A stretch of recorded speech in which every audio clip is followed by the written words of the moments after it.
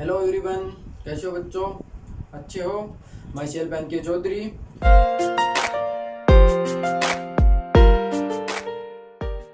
हम पढ़ रहे हैं वेक्टर। वेक्टर में अपना पिछला लेक्चर था addition and subtraction rule for vector. अब हमने उसमें एक मेथड पढ़ा था। कौन सा मेथड? ग्राफिकल मेथड पढ़ा था। कौन सा? Graphical method. इस मेथड का लिंक नीचे आपको डिस्क्रिप्शन में मिल जाएगा पिछले वाले लेक्चर का, तो आप इसको इजीली देख सकते हो। क्या मिल जाएगा आपको? लिंक मिल जाएगा नीचे, तो आप नीचे जाके इस वीडियो को देख सकते हो। आज हम बात करेंगे उसका सेकंड मेथड है एनालिटिकल मेथड। कौन सी? Analytical method. एनालिटिकल मेथड क्या होता है चलो देखते हैं। पहले हम करेंगे ट्राइंगल के लिए, triangle rule in analytical method. ये एडिशन एंड सब्ट्रैक्शन का रूल किए थे हमने, दो किए थे। पहला तो ट्राइंगल रूल किया था, दूसरा पैरेललोग्राम किया था। चलो पहले ट्राइंगल के लिए देखते हैं एनालिटिक मेथड क्या होता है। जैसे अपने पास दो वेक्टर है, ए वेक्टर है और सेकंड बी वेक्टर है। ये इस पोजीशन में एक इस जगह पर है, एक इस जगह पर है। चलो ठीक है। अब हम क्या करते हैं, इसको एक जगह पर ले आते हैं इस वेक्टर को। चलो ले आते हैं ये ए वेक्टर। अब हम क्या किया था हमने, इसको यहाँ पर ज्वाइन किया था, है ना। ये हो गया हमारा बी वेक्टर। ठीक है। अब देखो, अब इसका रिजल्टेंट वेक्टर किधर होगा? यहाँ पर ये है कौन सा? ये वाला वेक्टर जो इसके साथ एंगल थीटा बना, ये एंगल है ना। इसका रिजल्टेंट होगा, अब कल मैंने बताया था, इसके अपोजिट डायरेक्शन में, है ना। ये अपोजिट डायरेक्शन। ये एंगल अब क्या मान लिया अपन? अब ये एंगल थीटा मान रहे हैं, ये टोटल ना मानकर अब ये एंगल थीटा मान रहे हैं। तो ये एंगल कितना हो गया? 90, क्योंकि ये क्या राइट एंगल ट्रायंगल बना है। अब हम क्या करेंगे, इसको ऐसे सोल्व ना करके थोड़ा सा आगे बढ़ाते हैं, जिससे हमारे लिए इजी हो जाएगा। इस ट्राइंगल को ऐसे न लेकर अब लेंगे इस रूप में। एक ये है ए वेक्टर अपने पास, और एक दूसरा ट्राइंगल है, ये बी वेक्टर है इस पोजीशन में। ये हमारे पास है बी वेक्टर, और ये हमारा रिजल्टेंट आर वेक्टर, है ना। तो हमें पिछले वीडियो में हमने निकाला था कि कोई भी दो लेक्चर होते हैं, वेक्टर होते हैं, ए वेक्टर एंड बी वेक्टर। इनको हम इजीली ऐड कर सकते हैं। किस प्रकार से कि भाई उसकी डायरेक्शन देख सकते हैं कि इसकी डायरेक्शन एक अपोजिट है या फिर सिमिलर डायरेक्शन में है, ऐसे करके हम इनको ऐड कर सकते हैं। बट अब हम इस एनालिटिक मेथड क्या कहता है? एनालिटिक मेथड कहता है अगर उसमें एंगल आ जाए, क्या आ जाए? थीटा एंगल या कुछ भी एंगल आ जाए, अगर एंगल आ जाए तो हम क्या करेंगे, कैसे उनका एडिशन और सब्ट्रैक्शन करेंगे। तो वो निकालने के लिए हम ये रूल फॉलो कर रहे हैं। चलो तो आगे देखते हैं। इसमें ये क्या हो गया? ये हो गया। अब मैंने क्या थोड़ा सा इसको, ये पहले तो इसको आगे बढ़ाया, अब इस पे परपेंडिकुलर ड्रॉ। देखिए क्या परपेंडिकुलर, तो ये एंगल क्या हो गया? 90 डिग्री। ये मान लेते हैं हम M N O P, M N O P, ये चार हैं, ये हमने ले लिए टॉपिक। अब हम बात कर रहे हैं इसको, ये यहाँ किया, तो अब हम एक तो निकालेंगे ये साइड और एक निकालेंगे ये साइड। कौन सी? इस ट्रायंगल में हम निकालेंगे, अब दो साइड निकालेंगे। कौन सी साइड है? चलो देखते हैं वो साइड। हम ट्रायंगल की बात कर रहे हैं। ट्रायंगल होगा हमारे पास एम एन पी। कौन सा triangle? Triangle M N P. इस ट्रायंगल में हमें साइड निकालनी है, एक तो OP and second P N. क्योंकि ये तो हमारे पास ए वेक्टर है, ये हमारे बीच वेक्टर है। अब एक बात बताना, अगर ये वेक्टर था यहाँ पर, इस बी वेक्टर को यहाँ से हमने यहाँ शिफ्ट किया, तो इसकी वैल्यू क्या होगी? बी वेक्टर ही हुई ना। तो ये क्या है हमारे पास? बी वेक्टर, इसका वैल्यू, तो ये क्या हो गई? बी वेक्टर होगी, है ना। अब इसको हम थीटा के टर्म में निकालते हैं, इनकी वैल्यू ओपी एंड एनपी की। कैसे निकालते हैं चलो देखते हैं। मुझे एक बात बताना, cos theta is equal to क्या होता है? Cos theta is equal to क्या होता है?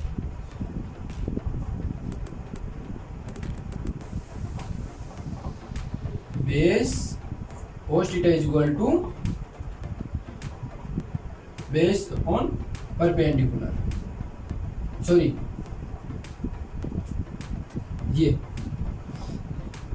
हाइपोटेनियस, बेस अपॉन हाइपोटेनियस होता है। बेस क्या अपना ओपी, ओपी एंड हाइपोटेनियस क्या अपनी ओबी, है ना। बेस अपना ओपी एंड हाइपोटेनियस ओबी। तो यहाँ पर ओपी की वैल्यू नहीं है हमारे, फाइंड आउट करनी है हमें ओपी की वैल्यू, तो ओपी की वैल्यू फाइंड आउट करनी है ना। तो यहाँ से ओपी की वैल्यू हो जाएगी कोस थीटा ओबी। ओबी की वैल्यू क्या है हमारे पास? ओबी कौन सा है? सॉरी ये पीबी है, पीबी पीबी, ये है पीबी। हमारे पास पीबी कौन सा है? ये वन। तो ये हमारे पास क्या था? बी, बी वेक्टर था ना। ये हो गया बी कोस थीटा। किसकी वैल्यू? ओपी वेक्टर की वैल्यू। किसकी हो गई हमारे पास वैल्यू? इसकी वैल्यू आ गई हमारे पास बी कोस थीटा। ठीक है, समझे कैसे आई, है ना। अब हम निकालते हैं साइन थीटा की वैल्यू। ये तो होगा हमारे पास ओपी की वैल्यू। अब हम निकालेंगे पी एन की वैल्यू, सॉरी एनपी की वैल्यू निकालिए यहाँ पर, हाँ पी एन एंड ओपी, सही है। अब हम निकालेंगे किसकी? पी एन की वैल्यू। तो हम लेते हैं sine theta. Sine theta is equal to क्या होता है? Perpendicular upon hypotenuse. अब परपेंडिकुलर कौन सी है? ये है। इसकी वैल्यू कितनी है हमारे पास? इसकी वैल्यू तो हमें फाइंड करनी है। चलो तो पी एन है, और ये कितनी है नहीं भाई। तो ये हाइपोटेनियस, हाइपोटेनियस की वैल्यू कितनी है? P N is equal to sine theta. P N की वैल्यू क्या है? अभी निकाली थी हमने बी। इसकी वैल्यू क्या आ गई? B sine theta. ठीक है, अब हमारे पास सभी वैल्यू फाइंड हो गई। तो अब इजीली से इसका सॉरी हमारे पास कौन सा रूल होगा? पाइथागोरस थ्योरम से हम इसको निकाल सकते हैं। किसकी वैल्यू? हमें निकालनी है इसकी वैल्यू। तो ये रिजल्टेंट है हमारा, रिजल्टेंट है। और किस फॉर्म में? थीटा की फॉर्म में, क्योंकि यहाँ पर एंगल थीटा बन रहा है। ये देखो ये एंगल थीटा बन रहा है, यहाँ एंगल थीटा, तो ये भी क्या है? कॉरस्पॉन्डिंग एंगल हो गया थीटा। एक ही लाइन पे एक लाइन जा रही है, उस पर दो लाइन सेगमेंट है, तो उनके साथ अगर यहाँ थीटा एंगल है तो यहाँ भी थीटा होगा, यहाँ एक्स है तो यहाँ भी एक्स एंगल होगा। तो यहाँ हमारे पास थीटा है, कॉरस्पॉन्डिंग एंगल जानते हो आप क्या है? तो ये थीटा है, तो ये भी क्या होगा? थीटा होगा। ये 90 है, और ये हमारे पास साइड आ गई बी साइड थीटा, ये बी कोस थीटा, ये बी है, सभी साइड्स आ गई हमारे पास। अब हम इजीली आर की वैल्यू फाइंड आउट कर सकते हैं। चलो करते हैं कैसे। अब पाइथागोरस थ्योरम से, पाइथागोरस थ्योरम क्या कहेगी? ट्राइंगल कौन सा हमारे पास? M N P. तो इससे एम एन का होल स्क्वायर, पाइथागोरस थ्योरम जानते हो आप कैसे लिखते हैं? एम एन का whole square is equal to P N का whole square plus M P का होल। ये लिख सकते हैं हम। चलो एम एन की वैल्यू कितनी है? आर, तो ये आर स्क्वायर हो गया।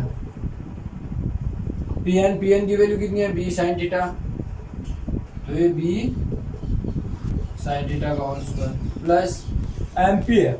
अब एम्पियर टोटल है, तो इसको एम्पी की वैल्यू क्या हो जाएगी? यहाँ से M O plus O P. तो एम ओ कितना है?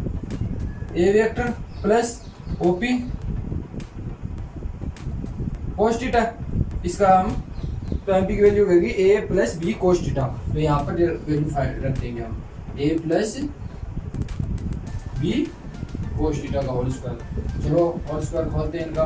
B square sine square theta plus A square, A plus B का होल स्क्वायर खोल देंगे यहाँ पर, कोस square theta plus 2ab cos theta. Okay, हाँ ये हमारे पास आ गई इसकी वैल्यू। अब हम क्या करेंगे? B square sine square theta plus B square cos square theta. चलो लिखते हैं आगे। R square is equal to, ये आर स्क्वायर सीधा लिखो, ये हो गया ए स्क्वायर अलग प्लस बी स्क्वायर हमने कॉमन लिया, तो इसको क्या लिख सकते हैं, sine square theta plus cos square theta plus 2ab cos theta, है ना। इसमें से और इसमें से बी स्क्वायर हमने कॉमन ले लिया, ले सकते हैं, चलो ठीक। ये आइडेंटिटी होती है, मैं आपने 10th में पढ़ा है, इसकी वैल्यू कितनी होती है 1, तो ये 1 हो गया, तो ये कितना हो गया A square plus B square plus 2ab cos theta, ये किसकी आर स्क्वायर की वैल्यू, ये रिजल्टेंट का स्क्वायर है, आर की वैल्यू हो गई A square plus B square plus 2ab cos theta. ये वैल्यू किसकी आ गई, अगर हमारे पास कोई दो वेक्टर हैं वो किसी एंगल पर हैं और हमें उसका रिजल्टेंट निकालना है, तो हम क्या करेंगे, ये थीटा, तो हम क्या करेंगे, इस वैल्यू से फाइंड आउट कर सकते हैं। जैसे आर, ये आ गया हमारा रिजल्टेंट वेक्टर, आर वेक्टर, ये रिजल्टेंट हमारा फाइंड आउट हो गया, अंडरस्टैंड, ओके।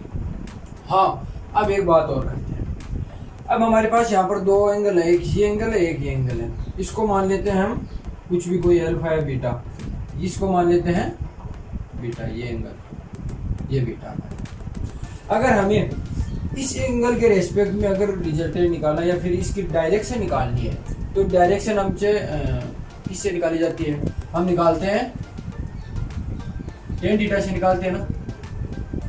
कोई भी ग्राफ है उसकी स्लोप निकालते हैं, तो वो इसकी स्लोप क्या हो गई टेन थीटा से। अगर इस वाले की स्लोप निकालनी है, स्लोप क्या हमेशा डायरेक्शन बताता है, तो स्लोप निकालनी है इसकी, तो हम क्या करेंगे, पहले हम देखेंगे एम एन ओ से, एम एन ओ, है ना, एम एन सॉरी बी से देखते हैं, एम एन बी से, एम एन बी से देखते हैं। तो 10 यहाँ एल्फा एंगल है, तो एल्फा की वैल्यू 10 एल्फा, 10 एल्फा क्या हो जाएगा, 10 की वैल्यू क्या होती है, ये होती है ना, देखो शॉर्ट फॉर्म, है ना।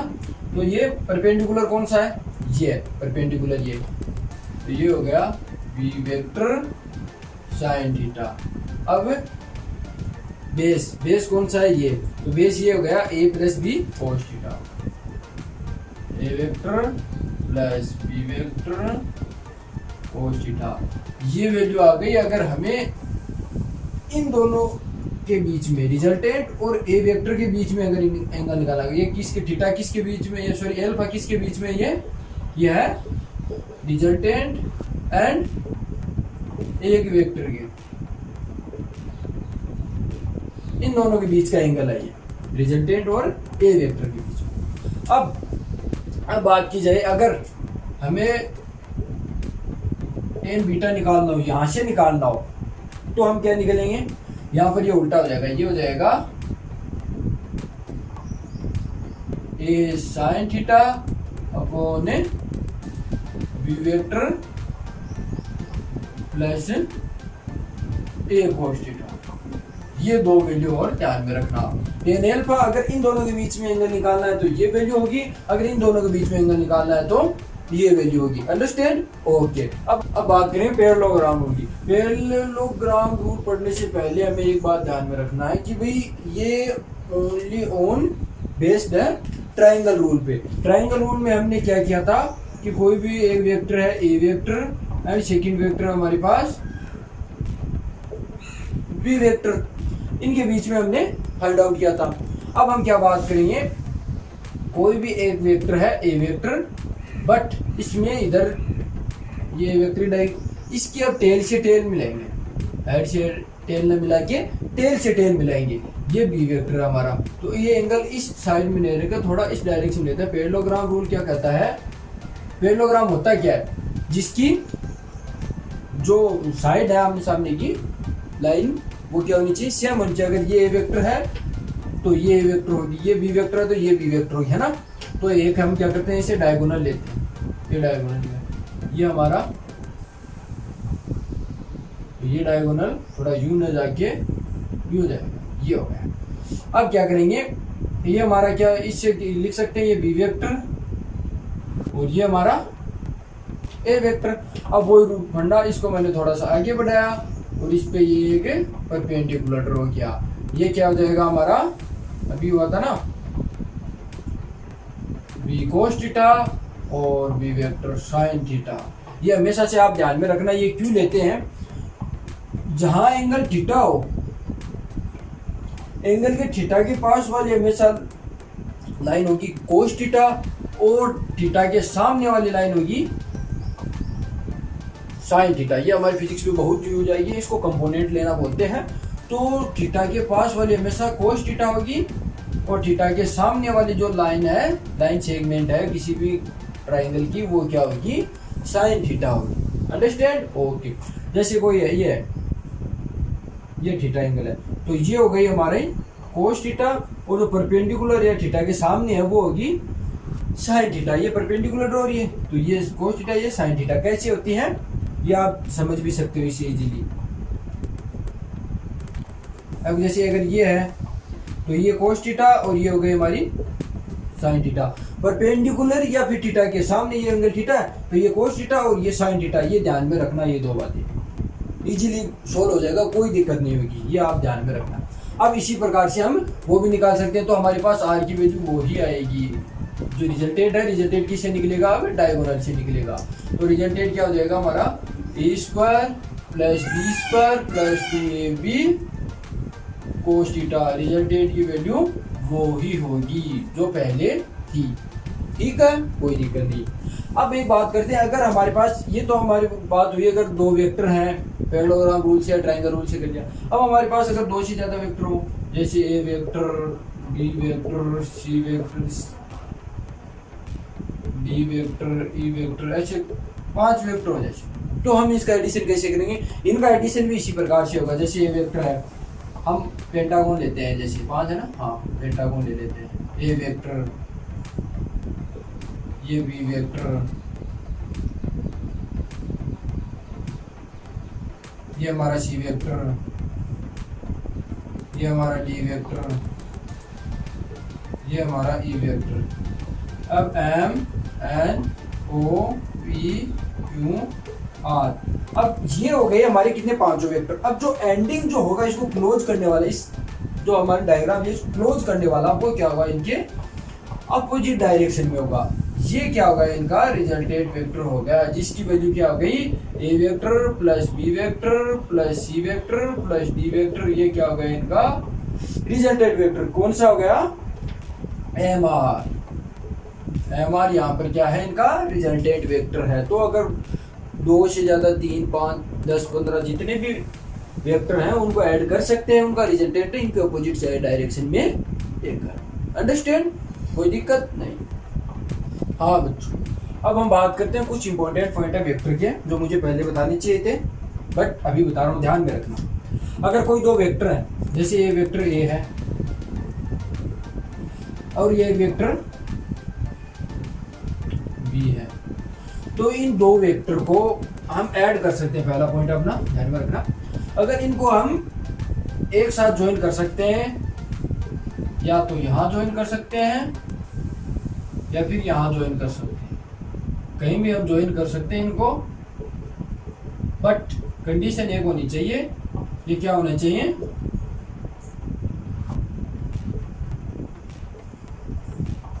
पैरेलल होना चाहिए। हम इनको ऐड कर सकते हैं, इन वेक्टर को यहाँ से यहाँ शिफ्ट भी कर सकते हैं। अब ये वेक्टर यहाँ है, यहाँ था तो यहाँ है, सॉरी, तो यहाँ से यहाँ भी शिफ्ट कर सकते हैं, यहाँ भी कर सकते हैं, कोई भी किसी भी साइड में हेड या टेल की तरफ हम शिफ्ट कर सकते हैं, बट कंडीशन एक होनी चाहिए, पैरेलल होना चाहिए। पैरेलल नहीं होगा तो हम शिफ्ट नहीं कर सकते। अगर हम शिफ्ट करें, जैसे कोई एंगल है, ये है ट्राइंगल है, ये है बी वेक्टर, अगर हम इसको शिफ्ट कर रहे हैं तो इसमें कोई चेंज नहीं होगा। बी वेक्टर की वैल्यू जैसे 2i प्लस जे के बी है, तो ये की वैल्यू रहेगी, और आगे बताएंगे आई के जे के बी के क्या, नेक्स्ट वीडियो में आएगा, एक बार बता रहा हूँ मैं जनरली। तो ये वेक्टर है, इसकी वैल्यू जो भी है, इसका मैग्नीट्यूड जो भी है, वो मैग्नीट्यूड में कोई डिफरेंस नहीं होगा, इसका मैग्नीट्यूड सेम रहेगा, बी वेक्टर का मैग्नीट्यूड सेम रहेगा। अगर पैरेलल है इसकी, अगर हम शिफ्ट कर रहे हैं तो कोई मैग्नीट्यूड में चेंज नहीं होगा। बट अगर ये वेक्टर है, ये सेकंड है अपनी, अगर ये वेक्टर इसको हम अगर ऐसे चेंज कर रहे हैं, या अगर हम ऐसे चेंज करना चाहें तो इसमें मैग्नीट्यूड में चेंज होगा, क्योंकि इसमें एंगल थीटा भी चेंज हो रहा है। ये देखिए, अगर ये पैरेलल नहीं है, अगर ये पैरेलल शिफ्ट कर तो ये ऐसे ऐसे आएगी, कैसे ऐसे, ये इधर की तरफ आएगी और ये यहाँ आ सकती है बट यहाँ नहीं आ सकती। क्यों? पैरेलल शिफ्ट नहीं हो रही। अगर कोई भी वेक्टर है उसको पैरेलल शिफ्ट कर रहे हैं तो उसका एंगल चेंज नहीं होना चाहिए। अगर एंगल चेंज हो रहा है तो उसके मैग्नीट्यूड में भी डिफरेंस आएगा, उसका मैग्नीट्यूड भी चेंज होगा। दो बातें। थर्ड है अपनी, जैसे कोई कोऑर्डिनेट सिस्टम है ऐसे, अगर इसमें एक वेक्टर ये है, ये चलो ये एक वेक्टर, ये वेक्टर और ये बी वेक्टर है। अगर ये वेक्टर ऐसे है, ऐसे चेंज हो रहे हैं, ये ए वेक्टर, ये बी वेक्टर, इनके बीच में भी 90 डिग्री का एंगल है और इनके बीच में भी 90 डिग्री एंगल। ये वेक्टर है, ये चेंज हो रहे हैं दोनों एक साथ, ए वेक्टर और बी वेक्टर। तो इनके जो ये है ए वेक्टर और बी वेक्टर की वैल्यू में कोई चेंज नहीं होगा, सेम रहेगी, मैग्नीट्यूड भी सेम रहेगा, बट एक चीज में चेंज होगा, इसके कंपोनेंट में चेंज होगा। इसके जो कंपोनेंट है कौन से थे, हमने लिए थे अभी component, cos theta, sine theta, ये वाले चेंज होंगे, बट इनकी मैग्नीट्यूड है, मैग्नीट्यूड सेम रहेगा, कंपोनेंट में कोई चेंज नहीं होगा। ये तीन बातें ये ध्यान में रखना। अगर हम किसी भी वेक्टर को पैरेलल शिफ्ट कर रहे हैं तो कोई दिक्कत नहीं, उसका मैग्नीट्यूड सेम रहेगा। अगर उसको किसी एंगल पर चेंज कर रहे हैं, एंगल पर शिफ्ट कर रहे हैं किसी पर, तो उसके मैग्नीट्यूड में बहुत चेंज होगा, वो उसके एंगल पर डिपेंड करता है कितना चेंज होगा। अगर कोई कोऑर्डिनेट में अगर दोनों एंगल दोनों को वेक्टर एक साथ चेंज हो रहे हैं तो उनके मैग्नीट्यूड में कोई चेंज होना का नहीं होगा, बट उनके जो ये कंपोनेंट है उनमें चेंज जरूरी होगा। तो ये बातें आप ध्यान में रखना। तो आज के लिए इतना काफ़ी है। अगर वीडियो आपको पसंद आया है तो लाइक, शेयर एंड सब्सक्राइब जरूर करना। Okay, thank you.